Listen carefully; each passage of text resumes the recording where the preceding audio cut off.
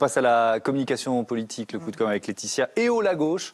Cette semaine, vous avez choisi d'analyser ce coup de com' organisé par Stéphane Le Foll. C'était lundi à la fac de médecine à Paris. On en a un peu parlé avec Bruno Donnet. Alors, c'était réussi ou raté? Dès lundi matin, pour être très honnête, dès lundi matin, je me suis dit, j'ai déjà la conclusion. Chronique en conférence de rédaction. Annoncée, en conférence de rédaction, c'était ça, oui. Bon, pourquoi? Parce que le titre « Et oh la gauche », ce slogan, ça a été le plus trollé de la journée, raillé sur tous les réseaux avec une thématique saillante, les 7 nains. Alors, l'image, bien sûr, très positive. On rentre du boulot. Voilà. Ensuite, moi, j'assume de le faire. Moi, je l'ai fait en répète. Voilà. Non, mais je rêve. En termes d'organisation. Oui. Alors, quand on veut qu'on soit être repris par la presse et être pris surtout au sérieux, ils organisent ce meeting de soutien à Hollande à la faculté de médecine un lundi après-midi en pleine période de vacances scolaires. Bon, déjà sur le papier, on part un petit peu mal et pourtant, le sujet a inondé tous les médias traditionnels, des JT aux chroniques radio. La politique et cette opération reconquête. Et oh la gauche. Et oh la gauche, c'est donc aussi et oh Hollande. Hein. Et oh la gauche.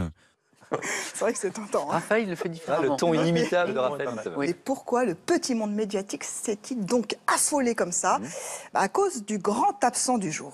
Il y aura un absent ce soir, un siège vide, celui d'Emmanuel Macron. C'est devenu un meeting anti-Macron. Pourquoi n'a-t-il pas été invité? Non, il n'est pas invité. Et pourquoi? Je vous pose la question, mais moi, on m'a jamais posé la question pourquoi j'ai pas été invité à Amiens. C'est vrai ça, pourquoi il n'a pas été invité à Amiens, ça on n'en sait rien. Oui. En tout cas, et la gauche avait choisi comme axe de com' principal l'exclusion du chouchou médiatique du moment, du franc-tireur. Alors bien sûr, ils ont une reprise, on a vu très importante, mais est-ce qu'en termes d'image, c'était une bonne stratégie? Pas si sûr. Il faut qu'il y ait une famille rassemblée sur la photo, que le spectre politique soit le plus large possible, parce que c'est la dernière fenêtre de communication libre pour le Parti socialiste et pour la gauche. Le problème, c'est qu'il manque quelqu'un. Il manque Macron. Et Macron, il sert François Hollande. Son mouvement En Marche, il va chercher un peu à droite et il sert François Hollande. Emmanuel Macron n'est pas l'ennemi ou l'opposant de François Hollande qu'on nous vend toute la journée. Il le sert. Bon, d'ailleurs, on a eu le service de communication de Stéphane Le Foll en ligne et ils nous ont assuré qu'effectivement, c'était le ministre qui était à l'origine de tout. On a envie de les croire et on les croit. Du slogan jusqu'à l'organisation de ce meeting, c'est Stéphane Le Foll, mais impossible de croire qu'il n'en a pas parlé au président de la République. Évidemment, François Hollande a donné son aval. Évidemment, il a dit « vas-y ». Et il y a une preuve, c'est qu'il a envoyé un de ses plus fidèles là-bas. L'opération a pour but, bien sûr, de sauver le soldat Hollande. Et d'ailleurs, on a vu dans les travées ici de l'amphithéâtre le puissant conseiller en communication de l'Élysée observer en quelque sorte avec beaucoup d'intérêt cette initiative.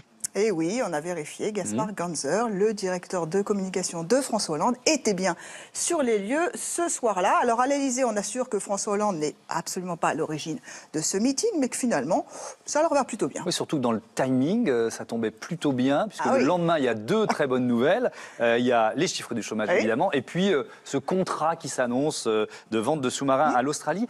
Moi, je me suis dit, c'était anticipé. Ils avaient déjà les chiffres du chômage, et donc ils ont organisé ce meeting pour créer un mouvement. Voilà, pour faire une belle séquence de com. Et en plus, vendredi, la croissance, bingo, la croissance qui repart. C'est vrai? Eh bien non. Non, malheureusement, non.